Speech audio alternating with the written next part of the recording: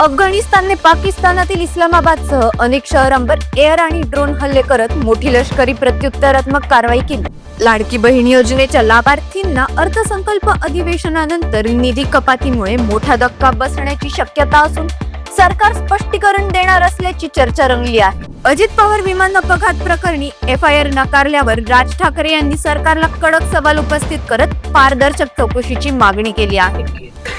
Triumph कंपनीची नवीन 350cc bike लवकरच बाजारात येणार असून रॉयल एनफील्ड समोर ती मोठे स्पर्धात्मक आव्हान उभे करणार असल्याचे संकेत मिळाले। आग्रा येथे 70 वर्षीय महिलेची निकृण हत्या करणारा सायको किलर पोलिसांनी अटक करून पुढील तपास सुरू केला असून परिसरात भीतीचे वातावरण। सांगलीत शक्तीपीठ महामार्गाविरोधात हजारो शेतकऱ्यांनी सर्वपक्षीय मोर्चा काढत सुपीक जमिनीचे संरक्षण करण्यासाठी जोरदार एल्गार पुकारला आणि प्रशासनाला इशारा दिला आहे। क्रिकेटपटू रिंकू सिंग याच्या वडिलांचे नोएडा येथील रुग्णालयात उपचारादरम्यान निधन झाले असून कुटुंबावर शोककळा पसरली आहे।